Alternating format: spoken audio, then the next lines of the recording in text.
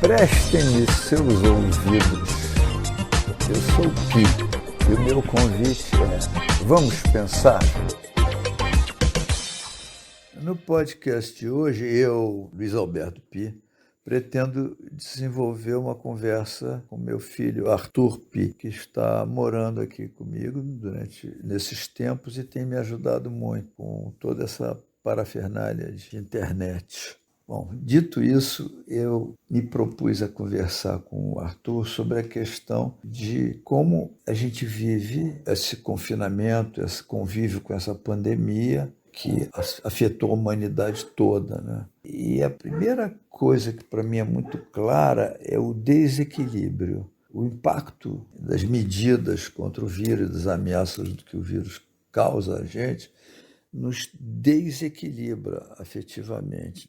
A gente começa a ter emoções mais intensas, mais otimistas, mais pessimistas. Algumas pessoas ficam agarradas ao pessimismo, outras agarradas ao otimismo, outras oscilam entre o otimismo e o pessimismo. Eu tenho amigos que colecionam só notícias boas, outros colecionam só notícias ruins. Claro, a gente está recebendo boas notícias do tipo: estão desenvolvendo uma vacina, daqui a 3 meses haverá uma vacina contra o vírus. Ou então, o contrário, as pessoas que já tiveram vão ter de novo, não há garantia que não tenha imunidade, enfim. Tem um cara que fala, né? Eu nunca sei se eu tô sendo otimista demais ou pessimista demais, mas eu tenho sempre certeza que eu não tô estimando a situação de forma correta, né? Você está sentindo assim? Eu e A gente. muita gente. Pois é, acho que o otimismo tem que ser do ponto de vista pessoal, né? A gente tem que olhar com confiança. O que é confiança? Confiança é na gente mesmo. Eu confio que eu, de alguma maneira, vou atravessar essa catástrofe e vou sair do lado de lá, né? Um dia isso vai acabar e eu vou sair. Então, essa confiança nos permite não ficar se debatendo perdidamente. E agora eu falei debatendo e me lembrei de uma vez que eu estava tomando banho de mar em Copacabana. Antigamente tinha uma corrente marítima, tinha uma corrente muito forte que ia do Leme para o posto 6. Dava uma volta e levava a gente para alto mar. E aí eu caí na corrente e comecei a me debater e percebi que eu não conseguia sair da correnteza e eu estava perdendo a força, estava perdendo fôlego. Me debater não adianta, o que eu posso fazer? Flutuar, boiar. E eu me deixei levar e pensando, o que eu posso fazer? E ocorreu que como a correnteza fazia uma curva em direção ao alto mar, se eu procurasse ficar na beirada da correnteza, mais próximo da praia, eu talvez pudesse sair meio que de lado. Nadar contra não tinha sentido, mas sair de lado era viável. Achei que era, experimentei e acabou dando certo. Eu consegui sair da correnteza cansado, naturalmente, aliviado também, e tendo que caminhar de volta, mas com uma lição que eu nunca esqueci. Não dá para brigar contra a correnteza é mais forte. O mar é mais forte que nós, mas dá para negociar, dá para sair de lado, pela tangente, devagarinho, e funciona. Para mim foi uma lição de vida, eu era garoto ainda, devia ter, sei lá, uns 10, 12 anos de idade, mas aprendi para sempre isso. Não adianta bater de frente com quem é mais forte. E nesse momento a pandemia é mais forte. Bater de frente seria desafiar, não, eu vou sair e ninguém me pega, eu sou superior a isso. A gente não é, em princípio, superior a isso. É claro que nem todo mundo fica doente do mesmo jeito, algumas pessoas nem ficam, né, doentes, mas a, a correnteza é mortífera no caso, né? Não mata todo mundo, mas mata bastante gente.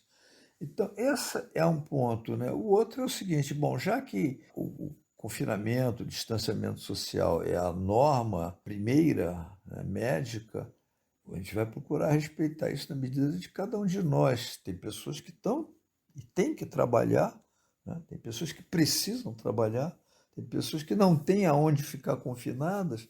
Então, tudo isso são situações que têm que ser resolvidas caso a caso, né?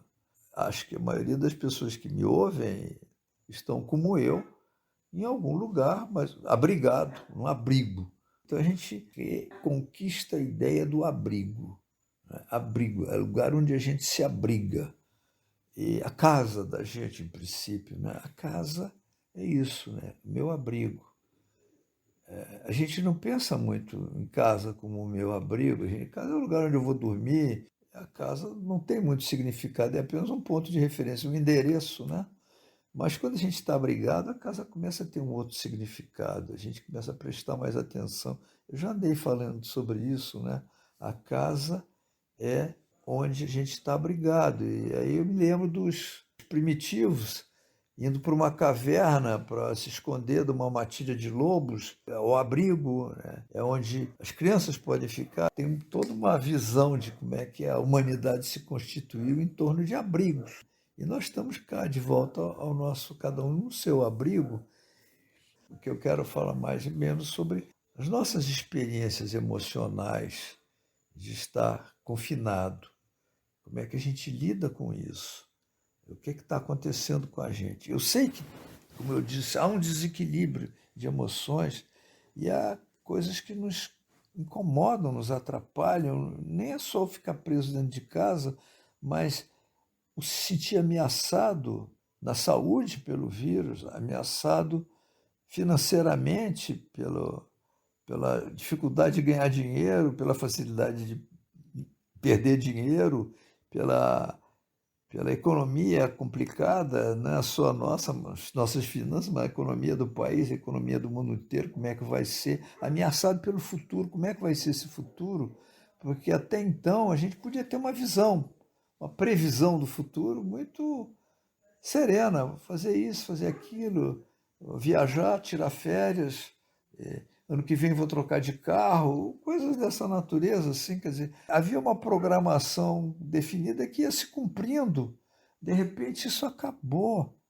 A gente não sabe como vai ser, não sabe como é que vai ser o mundo pós-pandemia, não sabe como é que vai ser a vida da gente. Tem tantas coisas acontecendo estranhas. Isso dá um desequilíbrio. É difícil não ficar desequilibrado assim.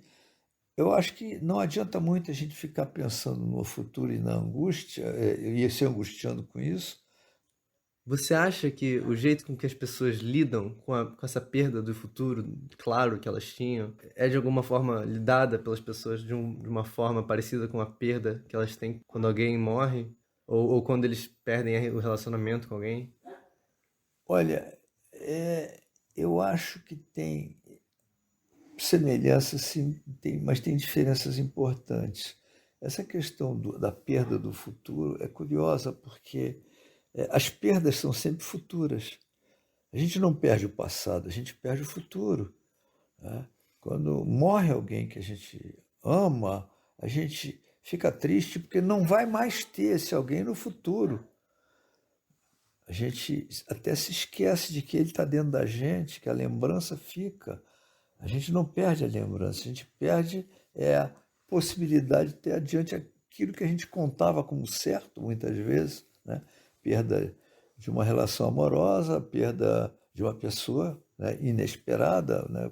Quando é esperada, a gente até vai se preparando para aquela perda.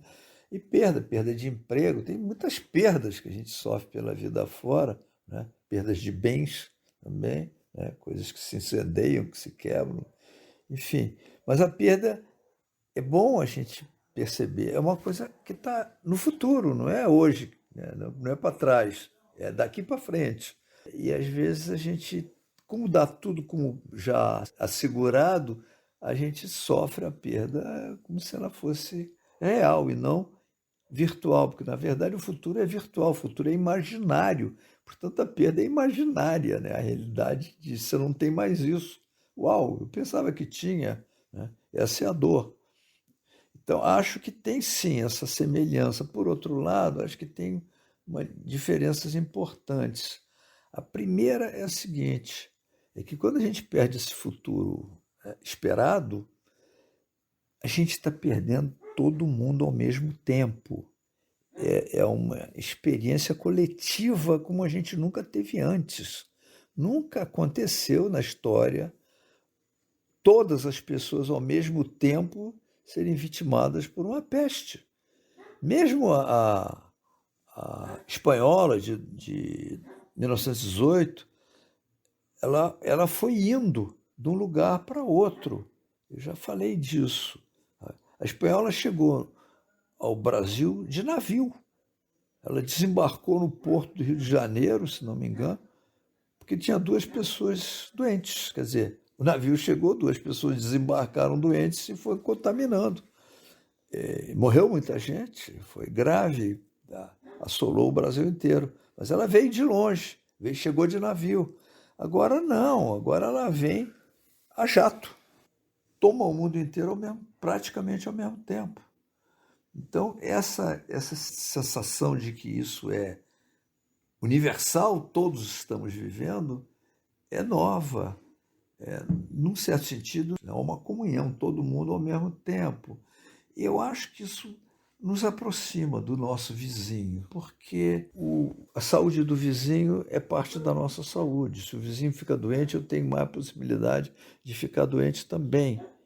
A ajuda é importante nesse sentido também. Há movimentos que eu tenho visto o tempo todo de pessoas dizendo: vamos ajudar aqui o pessoal dessa comunidade próxima que está desfavorecido, e as pessoas estão se mobilizando nesse sentido. Eu não acho que seja vou ajudar meu vizinho porque aí vai ficar melhor. Não, eu acho que é um sentimento de identificação. Ele está passando pelo mesmo pânico que eu estou passando. Deixa eu dar uma ajuda para ele, porque máscara, álcool gel, esses recursos que a gente está dispondo são importantes partilhar. Eu tenho, mas quero dar para você também, né? Então, acho que esse sentimento de solidariedade melhorou muito. Comentei sobre isso. Um bando que pode até estar brigando entre si, quando ele é atacado por um predador externo, ele se une. Então, acho que esse fenômeno é positivo. Acho que é novo, é diferente. Quando alguém fala, por exemplo, sofrência, dor de cotovelo, né? Pessoa amada me abandonou, a gente entende, quase todos nós já passamos por isso, a gente se identifica, sabe que o que a pessoa está sofrendo, mas não é o problema da gente naquele momento. Então há uma certa simpatia, uma certa solidariedade distante, né? Mas agora não, nós estamos vivendo juntos, a solidariedade é muito mais intensa, o inimigo é o inimigo de todos nós. Né? Então, acho que essa questão é importante. A outra que eu tenho visto são as determinadas dificuldades que a gente está tendo com a mudança da rotina. A rotina muda. A gente pode dizer, não, eu continuo a acordar à mesma hora, escovar os dentes, vou tomar banho, tomar café. Então a rotina está igual. Mas não, a rotina emocional é outra. A rotina dentro da cabeça da gente muda. Outro dia um cliente meu falou, eu não consigo ver um filme, me desinteresso, vejo 10 minutos, aquilo perde a graça. E eu me dei conta, falei para ele, perde a graça porque a vida real está muito mais cheia de graça, né? Muito mais importante. O que está acontecendo no mundo é muito mais impactante, muito mais intenso, verdadeiro e enigmático, né? Muito mais do que uma novela. Então tem muito mais graça, sim, né? O que está acontecendo no mundo, e muito pouca graça na ficção. Nós estamos vivendo uma ficção, vivendo uma novela de ficção científica extraordinária, né? Inesperada. Eu já li livros onde aconteceu. O Saramago tem um ensaio sobre a cegueira. Então, dessa vez, eu não acho que seja uma desgraça total, mas é um impacto. Nós vínhamos, a civilização vinha vindo, a humanidade vinha vindo na sua velocidade, de repente, pá, bate no muro para todo mundo. E nós estamos aqui estilhaçados em torno desse impacto, procurando nos recompor, nos reconstruir, e reconstruir a nossa vida e a nossa proposta de futuro. Como é que vai ser esse futuro? O que eu vou fazer? férias programadas, essas coisas todas sumiram do mapa da gente. Então, tudo isso nos põe frente a uma realidade nova. Como é que a gente lida com ela? Uma coisa que me chamou muita atenção na minha experiência pessoal foi que eu comecei a ter dificuldade para dormir, dificuldade para pegar no sono, insônia. E no começo eu atribuí a insônia a uma ansiedade em relação ao que estava acontecendo conosco, comigo, com o mundo inteiro. Mas depois eu me dei conta que aquela ansiedade não me tirava o sono propriamente. Na hora que eu ia dormir, bom, amanhã eu continuo a pensar, mas eu me sentia ansioso mesmo, extraordinariamente ansioso, a ponto de perder o sono. Mas o fato é que eu estava com dificuldade, o sono não vinha. Até que um dia me ocorreu uma hipótese. Eu estava fazendo muito pouco exercício físico, aeróbico principalmente, exercício de fôlego, né? De caminhar muito, respirar, correr, que é o que eu costumo fazer. E dentro de casa não estava fazendo um pouco de musculação normal, mas não fazia exercício de tirar o fôlego, de suar. E aí eu experimentei, comecei a fazer, inventei exercícios físicos para fazer e realmente meu sono melhorou muito com isso. Então essa é uma dica que eu estou passando para quem quiser ouvir. Né? Quem sabe tua insônia não esteja relacionada com falta de exercício. A outra questão que eu percebi também, que foi importante, foi que a gente eu pelo menos me sentia muito intoxicado pelo excesso de notícias sobre a mesma coisa. As notícias se repetem, elas se misturam, elas se contradizem sobre a pandemia, sobre a política, sobre o que está acontecendo no mundo. A cidade tal está com mais gente morrendo, a cidade XY está com menos gente morrendo, aqui piorou, o Brasil está pior, o Brasil está melhor, morreu tanta gente, morreu tantas pessoas hoje, foi mais do que ontem. São informações inúteis, coisas que não acrescentam nada. O que adianta saber o número de pessoas que morreram hoje? O que eu vou fazer com essa informação? Então eu percebi que eu estava perdendo muito tempo só não, perdendo muita energia com isso e canalizando muito do meu afeto, do meu sentimento, das minhas emoções para isso.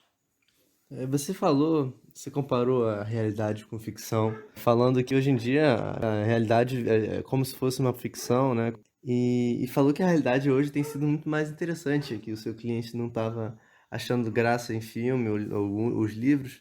Mas também você está falando agora que você perdeu o gosto pelas notícias, porque você fica intoxicado. Entendi. Você está falando uma contradição, né? Não é bem uma contradição, eu tô só falando. Eu sinto, pessoalmente, que não diria que assistir ou ler alguma ficção é como uma fuga à realidade, mas é um jeito de me distrair, entende? Entendo, acho legal. Eu não recomendo que parem de ler, ao contrário, a minha recomendação era parem de ler jornal e vão ler ficção. Por quê?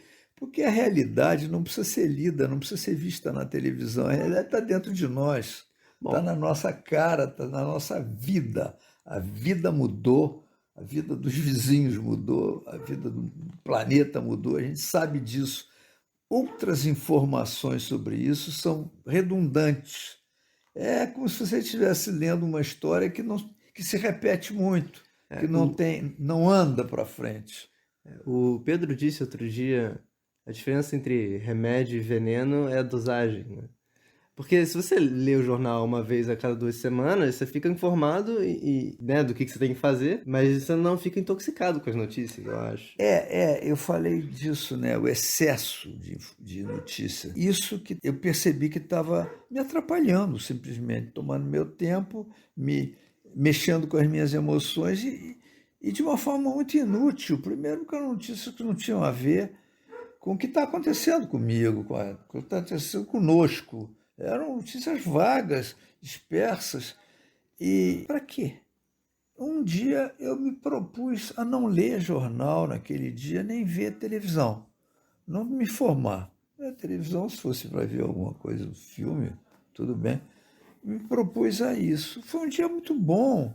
Não que eu me esquecesse de nada, continuo confinado, continuamos com as mesmas restrições, sabemos o que está acontecendo, mas O detalhe, eu acho que é desnecessário, então acho que é disso que você está falando. Você disse bem, você lê o jornal uma vez por semana, de 2 em 2 semanas, ou de 3 em 3 dias, dá uma olhada na televisão, tá mais que bom. E ainda por cima tem as pessoas que ficam comentando.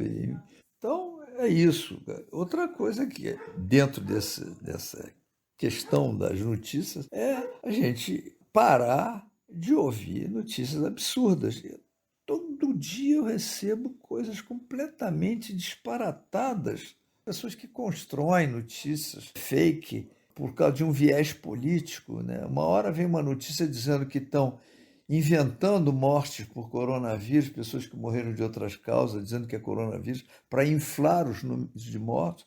Outra hora falam que não, ao contrário, estão escondendo o número de mortos, estão desinflacionando o número de mortes.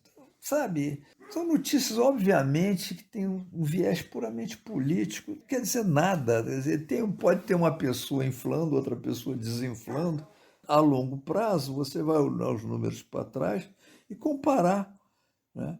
Quantas pessoas morreram em tal cidade em abril de 2019 e em abril de 2020? Essa diferença a mais, que obviamente tem, você pode atribuir ao vírus, mais ou menos. Estatisticamente dá para trabalhar com isso. A longo prazo, a posteriori, agora não dá para saber direito, mas que está morrendo gente, está. Enfim, acho que essa vacina a gente pode se auto-aplicar. A vacina de se proteger dessa enxurrada de notícias, do excesso de notícias. Eu devo dizer que eu passei um dia ótimo. Foi 2 dias, terça-feira e quarta-feira passada. Na quinta-feira, aí o Moro se demitiu, não dá para não acompanhar, você fica curioso de saber o que está acontecendo, e aí a gente embarca num noticiário, né, para saber novidades, tal. Pelo menos tem uma história nova, não é uma repetição das velhas histórias, né? Então, é mais ou menos isso. Eu tenho procurado me proteger e me poupar. Poupar a minha energia, poupar a minha emoção, poupar o meu equilíbrio e o meu tempo, deixando as notícias bastante de lado, sem que isso signifique estar fugindo. Eu não estou me escondendo da epidemia. Está se escondendo da epidemia, não está se escondendo da informação. Eu estou só me protegendo desse volume enorme. Eu me lembro do dia em que explodiram as Torres Gêmeas, a gente passou o dia inteiro na frente da televisão vendo a repeteco do filme. De 5 em 5 minutos os aviões iam lá e não tinha mais notícias. As notícias tinham acabado ali, eram as torres, era o avião que caiu indo atacar a Casa Branca, do Pentágono que bateu, enfim. Não tinha mais notícia. Era só aquilo. E o aftershock daquilo, quer dizer, as convulsões que aquilo provocou. Então tem uma hora que não adianta. É claro que naquele dia a gente não sabia se ia ter mais notícias, é claro que a gente não conseguia pensar em outra coisa, mas agora a gente está vivendo uma coisa que se cronificou. Cronificado em medicina quer dizer de longo prazo. Então a gente vai viver isso durante muito tempo. A gente vai estar confinado, aí daqui a pouco vai ter uma diminuição do confinamento, depois, sei lá, estão falando que pode voltar a piorar, sei lá, a gente vai viver isso, não precisa estar pregado no noticiário o dia inteiro, faz muito mal, eu acho. Então eu estou me protegendo do noticiário, fazendo exercício físico e acho que estou conseguindo cuidar melhor de mim mesmo e também cuidando para não comer demais nem beber muito, né? Que é outro risco que a gente corre. Enfim, era isso que eu queria comentar com vocês. Agradeço aqui o Arthur, que me ajuda sempre muito, tem lidado com as coisas todas de transmissão, etc. E agradeço os ouvidos que vocês me prestaram hoje. Até sexta-feira que vem.